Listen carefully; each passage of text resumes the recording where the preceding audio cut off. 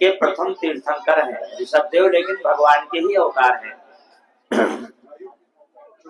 ऋषभदेव जी के 100 पुत्र हुए। एक दिन अपने पुत्रों को इन्होंने ज्ञानोपदेश कर रहे थे। 89 पुत्र उसी समय इनका ज्ञान लेकर के सन्यासी हो गए। अपना जो इनका एक पुत्र था भरत, उसको राज्य का दे करके और अपना भी जो है सन्यास के लिए चल दिए कि चाह गई चिंता नसी मनवा बेपरवा, जिसको कुछ ना चाहिए सो ही साहंसा। तो ऋषभदेव ने अपने ज्येष्ठ पुत्र को राजा बनाया और अपना जाकर के भगवान का भजन आदि करने लगे। ऋषभदेव जी महाराज काफी दिनों तक राज्य काज का संचालन किया। इसके बाद जब चतुर्थपन आ गया तब ऋषभदेव जी ने विचार किया कि भाई हमने अभी तक तो सभी के लिए करते रहे, अपने कुछ किया नहीं। तो भरत जी महाराज सन्यास के लिए विचार करते हैं। अपने पुत्र को राजा बनाया और जाकर के गंडकी नदी नेपाल में कुटिया बना करके और भगवान का भजन करने लगे। एक दिन क्या हुआ कि उनकी कुटिया के पास एक जो है हिरण घास खा रही थी और इतने में शेर ने बड़ी जोर की आवाज लगाई और जैसे ही बड़ी जोर की आवाज लगाई तो हिरनी जो है नदी में कूद गई। उसका गर्भ गिर गया और गर्भ जो है राजा जड़भरत के हाथ में आ गया। हिरनी का बच्चा उसको अपने कुटिया में ला करके उसका लालन पालन करने लगे।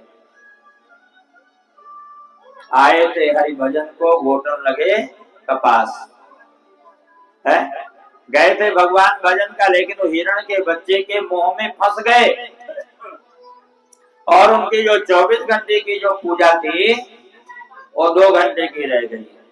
धीरे धीरे धीरे धीरे छूटता गया, छूटता गया, छूटता गया। बहुत सी माताएं जब मंदिर में जाती हैं, बोले पंडित जी बेटे की शादी हो जाएगी तो फिर मैं घर से मुक्त हो जाऊंगी। जब बेटे की शादी हो जाती है तो और फंस जाते हैं। ऐसा हम देख रहे हैं। अब पोता पोती हो गए तो और फंस जाते हैं। अब राजा जड़भरत उस हिरणी के मोह में फंस गए। एक दिन क्या हुआ कि हिरणों का झुंड वहां से निकला और हिरण का बच्चा अपने झुंड में मिला। वहां से 9-2-11 हो गया। लेकिन काल कभी की प्रतीक्षा नहीं करता। काल का समय निश्चित है और काल आया, राजा जड़भरत को ग्रास बना लिया। लेकिन राजा जड़भरत की जो मति थी, अंते या मति सा गति, जिस प्रकार से प्राणियों की अंतिम समय में मति होगी वही गति होगी। राजा जड़भरत द्विपाया से चौपाया बन गए। अगला जो जन्म हुआ वो हिरण के रूप में हुआ। लेकिन राजा जड़भरत को इस बात का ज्ञान था और वो हमेशा एकांत रहते थे, कभी संग नहीं करते थे। एक दिन वह हिरण आधा जो है शरीर गंडकी नदी में और आधा किनारे घाट में जो है भगवान का, ईश्वर का स्मरण करके और अपना शरीर छोड़ दिया। इसके बाद उनका एक ब्राह्मण के घर में जन्म हुआ। उसका नाम भी भरत पड़ा, जड़ भरत। अभी जड़ भरत क्या है कि पिताजी इसको कुछ पढ़ाते तो उल्टे पढ़ता। इनको समझ में आ गया कि एक बार फंसा, 2 बार फंसा, अब मैं फंसने वाला नहीं हूँ। और पिताजी परेशान हो गए कि ये महामूर्ख पैदा हो गया। पिताजी तो चले गए। भाई लोग जो है उसको जूठा मूठा भोजन दे देते थे और कहते थे कि जाकर के खेत की रखवाली करो। तो इधर उधर से जितनी चिड़िया होती थी अपने जाकर के खेत में उनको कर देते थे।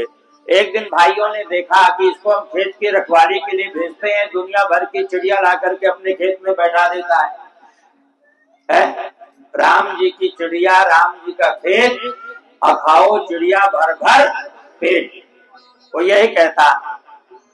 भाइयों ने उसको मारा और घर से निकाल दिया, जाओ। अब वो अवधूत की भांति कहीं भ्रमण कर रहा था। इतने में राजा रहुगण पालकी से कहीं जा रहे थे। अब राजा रहुगण पालकी से जा रहे थे। राजा रहुगण के एक जो कहार था उसको तबीयत खराब हो गई, पालकी रख दिया। बोले एक आदमी को ढूंढ करके लाओ, चलते हैं। तो ये मोटा ताजा जो है बैठा हुआ था, इसको ला करके पालकी में जोत दिया। अब ये जैसे चलने लगा तो कहीं चींटी मटा कुछ पैर में आ जाता तो उजग जाता। तो राजा के जो है जो पालकी का बांस होता है यहाँ लगता, बड़ी जोर था। अरे कहारो कैसे पालकी चला रहे हो? बोले महाराज जो नया कहार आया है ना, ये जो है परेशान कर रहा है, इसके कारण समस्या हो रही है। राजा रहुगण ने जो है उसको पालकी को रख करके और उसको डांटने लगे। बोले तुम बड़े दुबले पतले रह गए, मोटे ताजे थे। बोले तुम बड़े दुबले पतले लग रहे हो, तुम लगता है खाना नहीं खाते हो, तुमको चलना नहीं आता है। राजा जड़भरत ने विचार किया कि यदि मैं अब इसको ज्ञान नहीं दूंगा तो मेरा धर्म नष्ट होगा और ये भी नरक में जाएगा। राजा जड़भरत ने उसको ज्ञान दिया कि राजन, ये जो मोटा पतला है ये शरीर का है, आत्मा न तो मोटी होती है न पतली होती है, आत्मा हम सबकी एक है। और इस प्रकार से बड़ा दिव्य ज्ञान दिया है राजा रहुगण को। और राजा रहुगण ने उस ब्राह्मण को प्रणाम किया।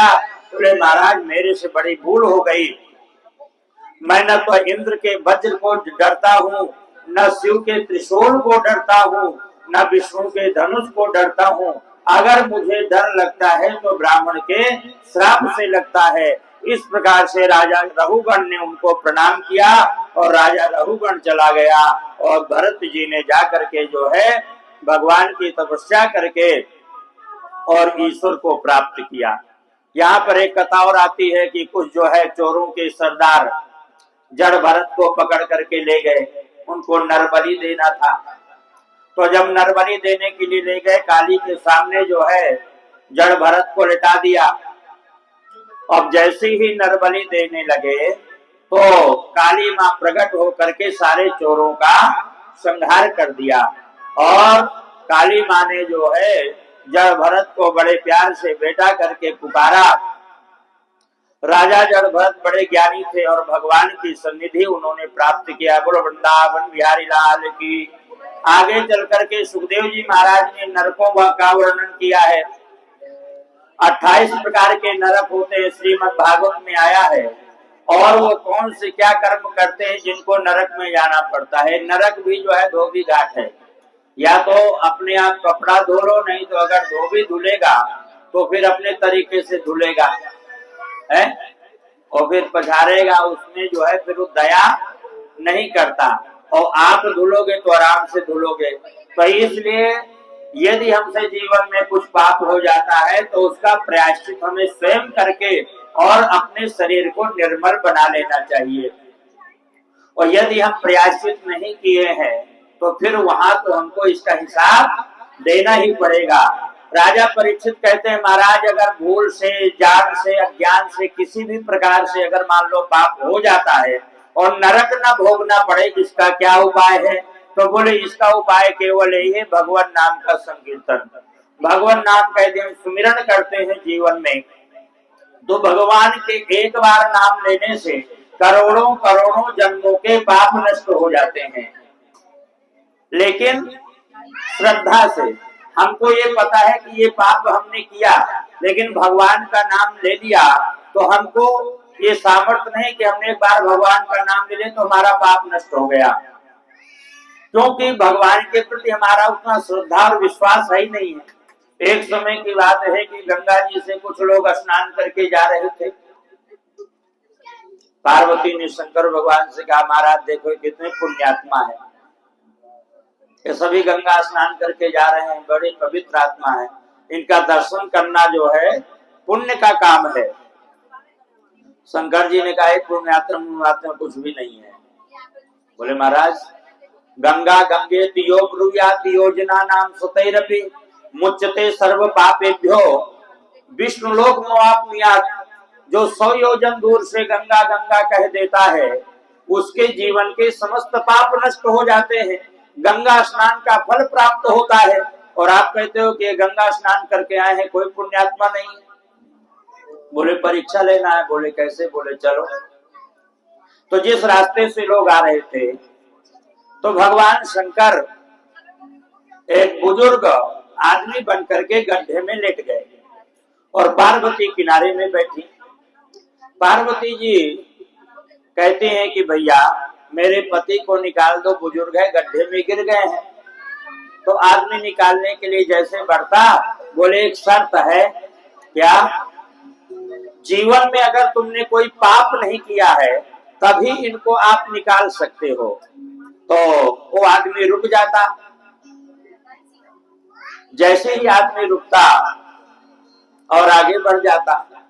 सुबह से शाम हो गई। जब शाम का समय आया तो एक जो है नौजवान लड़का 35-40 साल का, वो आ रहा था नहा करके। पार्वती ने कहा भैया मेरे पति को निकाल दो, ये बुजुर्ग हो गए हैं। बोले अभी निकाल देता हूं। बोले एक शर्त है। बोले क्या शर्त है? बोले अगर आपने जीवन में कोई पाप नहीं किया है तभी इनको निकाल सकते हो। बोले मैं जीवन में अभी तक पाप ही पाप किया है, पुण्य तो मैंने किया ही नहीं, लेकिन अब मैं गंगा स्नान करके यहाँ तक आया हूँ तो मैंने कोई पाप नहीं किया, और अभी तक जो मैंने पाप किया है गंगा जी में धुल गए सारे पाप। बोले केवल भगवान शिव कहते हैं पार्वती केवल एक ही आदमी गंगा स्नान करके आ रहा है, इसी को विश्वास है कि गंगा में स्नान करने से प्राणी के पाप नष्ट हो जाते हैं। बाकी तो सब आए, खाए पिए, गंगा स्नान किए, पिकनिक मनाए और चले गए।